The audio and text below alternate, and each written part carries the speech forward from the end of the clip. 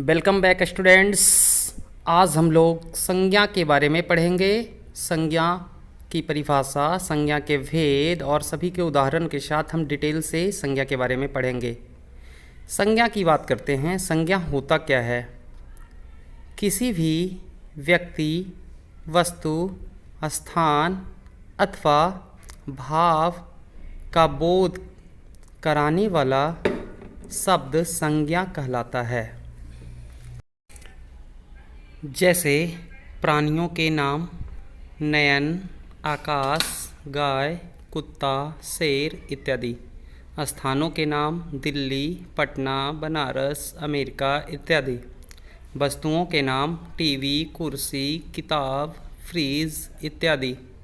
भावों के नाम सुंदरता, बुढ़ापा, जवानी इत्यादि। ये जितने भी आप देख रहे हैं, प्राणियों के नाम, स्थानों के नाम, वस्तुओं के नाम, भावों के नाम, ये सभी नाम संज्ञा के हैं, अर्थात नाम वाले शब्द को हम संज्ञा कहते हैं। आपके सामने संज्ञा के कुछ एग्जाम्पल दिए हुए हैं। झाड़ी, किताबें, बैग, कुर्सी, गाय, कुत्ता, ये सभी संज्ञा हैं। आगे है, नीचे दिए गए शब्दों में से संज्ञा शब्द पर गोला लगाएं। ये एक एक्टिविटी है जो आपको करना है। जो भी संज्ञा शब्द है इनमें से उसको अपने नोटबुक में लिख करके उससे गोला लगाना है, सर्कल लगाना है संज्ञा शब्द पे। अगला है, संज्ञा के प्रकार की बात करें तो संज्ञा के मुख्य रूप से 3 प्रकार होते हैं। पहला व्यक्तिवाचक संज्ञा, दूसरा जातिवाचक संज्ञा, तीसरा भाववाचक संज्ञा। लेकिन जातिवाचक संज्ञा को द्रव्यमानवाचक और समूहवाचक में बदला गया है। पहला, व्यक्तिवाचक संज्ञा की बात करें तो व्यक्तिवाचक संज्ञा वैसा संज्ञा शब्द जो किसी विशेष व्यक्ति, वस्तु, स्थान या प्राणी का बोध कराता है।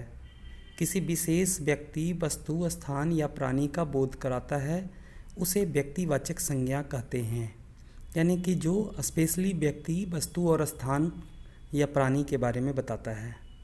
जैसे हम बात करते हैं राजेश, लखनऊ, गंगा, हिमालय, कमल, पंकज, दीपावली इत्यादि। ये सारे नाम हैं किसी खास व्यक्ति, वस्तु, स्थान या प्राणी का, जिसे हम व्यक्तिवाचक संज्ञा कहते हैं। व्यक्तिवाचक संज्ञा का एग्जाम्पल आपके सामने है, देखिए। ताजमहल, मोदी जी, अक्षय कुमार, ये सारे व्यक्तिवाचक संज्ञा हैं। अगला, जातिवाचक संज्ञा। जातिवाचक संज्ञा जो संज्ञा शब्द अपनी संपूर्ण जाति का बोध कराता है, यानी कि संपूर्ण जाति का बोध कराता है, जो उसे हम जातिवाचक संज्ञा कहते हैं। संपूर्ण जाति के रूप में जैसे किसान, पूरी जाति की बात हो रही है। विद्यालय, लेखक, शेर, गाय, हाथी, नदी, पर्वत, पुस्तक, शहर, सैनिक, विद्यालय, देश, सड़क, बगीचा इत्यादि। ये सब शब्द संपूर्ण जाति के लिए प्रयोग किए जाते हैं। ये जातिवाचक संज्ञा हैं। आपके सामने जातिवाचक संज्ञा के कुछ उदाहरण हैं। शेर, विद्यालय, किताब इत्यादि। ये सभी जातिवाचक संज्ञा के उदाहरण हैं। अगला है भाववाचक संज्ञा। देखिए, नाम से स्पष्ट है, भाव यानी कि किसी के मन की भाव को बतलाता है। जो संज्ञा शब्द किसी वस्तु या व्यक्ति के गुण, दोष, भाव, दशा, व्यापार या मन के भाव का बोध कराए, उसे भाववाचक संज्ञा कहते हैं। जैसे में आप देख सकते हैं, मानवता, मित्रता, प्यास, दया, अहिंसा, बुढ़ापा, मिठास, सुख दुख, यौवन, बचपन इत्यादि। ये सभी भाववाचक संज्ञा के एग्जाम्पल हैं। इसका कोई मुक्त रूप या आकार नहीं होता, इन्हें केवल अनुभव किया जा सकता है भाववाचक संज्ञा को। भाववाचक संज्ञा के एग्जाम्पल आपके सामने है। मित्रता, बचपन, हंसी, मिठास, बुढ़ापा इत्यादि। अगला है समूह या समुदायवाचक संज्ञा। समुदायवाचक संज्ञा की बात करें, जो संज्ञा शब्द किसी समूह, झुंड या समुदाय का बोध कराते हैं उन्हें समुदायवाचक संज्ञा कहते हैं। अर्थात जिस संज्ञा शब्द से किसी समूह, झुंड, समुदाय का बोध हो उन्हें हम समुदायवाचक संज्ञा कहते हैं। जैसे भीड़, सेना, सभा, गुलदस्ता, कक्षा, गोष्ठी, मंडल, जत्था, संघ इत्यादि। ये जितने भी एग्जाम्पल आपके सामने हैं, भीड़, सेना, सभा या सभी समुदायवाचक संज्ञा के उदाहरण हैं। समूह में सारे होते हैं, झुंड में होते हैं। अगला है समूहवाचक संज्ञा का उदाहरण आपके सामने देखिए है। हिरन का झुंड है, एक क्रिकेट टीम है या सैनिक है, ये सभी समुदायवाचक संज्ञा होते हैं। अगला द्रव्यमानवाचक संज्ञा की बात करें, जिन संज्ञा शब्दों से किसी द्रव्य, पदार्थ अथवा धातु का बोध हो उसे द्रव्यमानवाचक संज्ञा कहते हैं। यानी कि द्रव्य, पदार्थ और धातु का बोध कराता है द्रव्यमानवाचक संज्ञा। जैसे तांबा, पीतल, चांदी, कोयला, घी, तेल, दूध, चावल, दाल, आटा इत्यादि। ये सभी द्रव्यमानवाचक संज्ञा के एग्जाम्पल है। व्याकरण में समुदायवाचक तथा द्रव्यमानवाचक संज्ञा को जातिवाचक संज्ञा ही माना जाता है, पहले ही मैंने आपको बताया था। द्रव्यमानवाचक संज्ञा का उदाहरण सोना, दूध, मिट्टी, चावल इत्यादि है। भाववाचक संज्ञा की रचना की बात करें तो हम लोग भाववाचक संज्ञा को 4 रूपों में वर्गीकृत करते हैं। भाववाचक संज्ञा को पहला शब्द, जातिवाचक संज्ञा, सर्वनाम, विशेषण, क्रिया तथा अव्यय से बनाए जाते हैं। जातिवाचक संज्ञा को शब्दों से, सर्वनाम शब्दों से, क्रिया शब्दों से, विशेषण शब्दों से हम लोग भाववाचक संज्ञा की रचना करते हैं। जातिवाचक संज्ञा द्वारा जातिवाचक संज्ञा से भाववाचक संज्ञा में परिवर्तित करते हैं। माता, मातृत्व, दानव, दानवता, राष्ट्र, राष्ट्रीयता, व्यक्ति, व्यक्तित्व, पुरुष, पौरुष, युवा, यौवन, सज्जन, सज्जनता। ये सभी आपके सामने एग्जाम्पल हैं जातिवाचक से भाववाचक में बदलने वाली रूप का। हम लोग जातिवाचक से भाववाचक में इस रूप में बदलते हैं। अगला है सर्वनाम शब्दों से भाववाचक संज्ञा बनाना। तो सर्वनाम शब्द से हम लोग भाववाचक संज्ञा इस तरह से बनाते हैं। जैसे हमारे पास है सर्व, तो सर्वस्व हो जाएगा। अपना, अपनापन, मम, ममत्व, पराया, परायापन। इस तरह से हम लोग भाववाचक संज्ञा में सर्वनाम शब्द को बदलते हैं।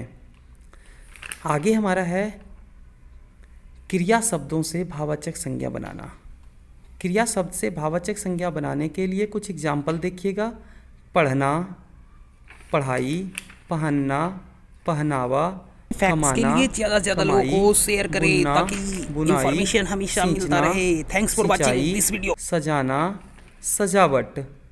यानी कि इस तरह से क्रिया से हम लोग भाववाचक में बदलते हैं। अगला है विशेषण शब्दों से भाववाचक संज्ञा बनाना। विशेषण से भाववाचक संज्ञा बनाने का भी तरीका है। जैसे देखिएगा, होशियार, होशियारी, चतुर, चतुराई, बूढ़ा, बुढ़ापा, अच्छा, अच्छाई, सभ्य, सभ्यता, उदास, उदासी, निर्धन, निर्धनता। इस तरह से हम इन शब्दों को विशेषण से भाववाचक संज्ञा में बदलते हैं। बहुविकल्पीय प्रश्न कुछ हैं, देखिएगा। पहला प्रश्न आपके सामने है, जो शब्द अपनी संपूर्ण जाति का बोध कराए वह कौन सी संज्ञा कहलाती है? जो संपूर्ण जाति का बोध कराती है उसे कौन सी संज्ञा कहते हैं? ऑप्शन है व्यक्तिवाचक संज्ञा, जातिवाचक संज्ञा, भाववाचक संज्ञा, समूहवाचक संज्ञा। आपका सही जवाब जो इसका है वो है दूसरा, जातिवाचक संज्ञा। जातिवाचक संज्ञा संपूर्ण जाति का बोध कराती है। अगला प्रश्न है, व्याकरण में नाम शब्द कहलाते हैं। व्याकरण में नाम शब्द आपको पता है क्या कहलाते हैं? पहला ऑप्शन है सर्वनाम, दूसरा संज्ञा, तीसरा कर्म, चौथा क्रिया। तो व्याकरण में नाम वाले शब्द संज्ञा कहलाते हैं। दूसरा ऑप्शन राइट है, संज्ञा। अगला प्रश्न है, जो शब्द किसी विशेष व्यक्ति, वस्तु, स्थान या प्राणी का बोध कराए उसे कौन सी संज्ञा कहते हैं? किसी विशेष व्यक्ति, वस्तु, स्थान का, प्राणी का बोध कराने वाला। ऑप्शन है व्यक्तिवाचक, जातिवाचक, भाववाचक, कोई नहीं। सही जवाब आपका है व्यक्तिवाचक संज्ञा कहते हैं, व्यक्तिवाचक संज्ञा। अगला, भाववाचक संज्ञा कितने प्रकार के शब्दों से बनती है? तो आपने पढ़ा था अभी थोड़ी देर पहले। भाववाचक संज्ञा 4 प्रकार के शब्दों से बनती है। ऑप्शन है 5, 6, 4, 3। सही उत्तर है 4 प्रकार के शब्दों से बनती है भाववाचक संज्ञा। अगला प्रश्न है, इन शब्दों में जातिवाचक संज्ञा है। जातिवाचक संज्ञा कौन सी है ये आपको बताना है। पहला है प्रेम, दूसरा अध्यापक, तीसरा अपनापन, चौथा बुढ़ापा। तो सही जवाब है अध्यापक। अध्यापक जातिवाचक संज्ञा का उदाहरण है। अगला प्रश्न है, निम्न शब्दों में से भाववाचक संज्ञा है। आपको भाववाचक संज्ञा बताना है। ऑप्शन है लिखावट, हिमालय, नदी, शहर। तो देखिए लिखावट भाववाचक संज्ञा है, लिखने का भाव प्रकट हो रहा है। तो पहला ऑप्शन सही है, लिखावट। अगला प्रश्न आपके सामने है, मनीष आजकल मन लगाकर पढ़ता है। इस वाक्य में संज्ञा शब्द कौन सा है? आजकल, ध्यानपूर्वक, मनीष, पढ़ता है। तो देखिए नाम है मनीष यहाँ पे, तो मनीष सही जवाब है। नाम वाले शब्द संज्ञा कहलाते हैं। अगला प्रश्न है, चावल। चावल शब्द है, चावल शब्द क्या है आपको बताना है। भाववाचक संज्ञा, द्रव्यमानवाचक संज्ञा, व्यक्तिवाचक संज्ञा, जातिवाचक संज्ञा। तो चावल द्रव्यमानवाचक संज्ञा। Thanks for watching this video. Subscribe and like and share to others for more updates.